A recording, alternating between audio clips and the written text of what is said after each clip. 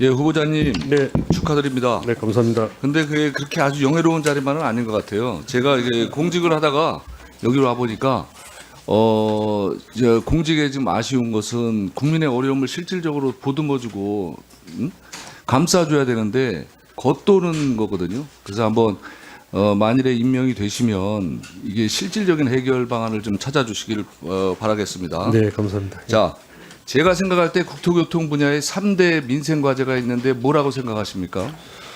우선 이제 그 자, 전세 사기, 제가 말씀드린 예. 전세 사기, 그다음에 그 순살 아파트, 소위 얘기하는 순살 아파트, 그다음에 위법 건축물에 대한 강제 부과금을 부과하는 이런 건데요. 자, 전세 사기. 전세 사기는 두 가지 측면이 있을 수 있어요. 피해 당하신 분한테 실질적인 피해를 구제해 주는 거. 그리고 똑같은 일을 반복하지 않는 거. 그렇죠? 네. 자, 피해 당하신 분이 지금 실질적으로 피해 구제를 받고 있다고 생각하십니까? 정부에서 여러 세 차례에 걸쳐서 여러 가지 대책을 내놓은 바가 있습니다. 있는데 당하신 분들 입장에서는 굉장히 모자랄 거로 생각을 합니다. 자, 정부가 손을 놓았다고 얘기를 할 수는 없어요. 뭐 나름대로 하려고 하는데 문제는 뭐냐면 11월 30일 기준으로 해서 9,100명이 피해자로 인정을 받았는데 한 3,000명 정도만 체감을 하고 있다고. 그리고 근데 그 당시에 신청한 사람이 12,000명인 거예요. 지금은 10,000명이 넘었어요. 피해 구제 인정받은 사람이. 그러면 그분들이 실질적으로 구제를 이제 이것저것 해서 정부가 해주는 게 안 되면 선보상이라도 좀 해야 되는 거 아닙니까? 이게 왜 사회적인 재난이냐면 우리 사회가 갖고 있는 그 최우선 변제금이나 보증보험 시스템이 작동이 안 된 거예요. 그리고 이 뭐 여러 가지 제도가 그러면 이거 사회적 재난으로 인정을 해서 해줘야 되는데 정부 여당은 다른 사기와의 형평성 문제를 가지고 자꾸 얘기를 합니다. 이게 어떻게 다른 사기와의 형평성을 같이 볼 수 있겠어요. 그래서 대책을 이것저것 시행을 해서 작동이 안 되고 있는데 선보상도 적극적으로 고민을 하셔서 시행을 하면 사회적인 비용이 덜 들거든요. 어떻게 생각하십니까? 정년 의원님 지적에 깊이 공감을 합니다. 여러 가지 지금 그 전세 사기를 당하신 분들 입장에서 생각하면 하늘이 무너질 것 같은 그런 상황에 있을 거고요. 그분들이 지금 현재 정부가 내놓은 대책으로는 아마 아까 3,000명 이야기를 하셨는데 그 3,000명마저도 충분하지는 않다라고 생각하실 테니까 그러니까 실질적인 시행을 하게 되면 좀 더 실질적인 적극 대책을 만들 수 있도록 노력하겠습니다. 적극 검토해 보십시오. 네. 자, 다음에 똑같은 일을 반복해서는 안 되잖아요. 네, 네. 그래서 최우선 변제금도 빵꾸가 나 있고 보증보험제도도 빵꾸가 나 있고 부동산 공인중개사 부동산 제도 공인중개사들은 자기가 사기꾼이 누군다는 걸 아는데 신고를 못 한다는 거예요. 권한이 없어서. 그러면 그런 걸 아니 이게 저희가 이 엉터리가 아닌 이상 똑같은 일을 반복하면 안 되니까 추가적인 제도 개선에 지금 적극적으로 나서 주시기 바랍니다. 네네, 보고받으셔가지고. 자, 다음에 두 번째 주제 순살 아파트. 잠깐 후보자 혹시 들어보셨는지 모르겠는데 검단에 철근이 안 들어가 있어요. 한 블록은 다시 짓기로 했고 한 블록은 지금 옥신각신하고 있는데 거기 들어가서 사실 수 있어요?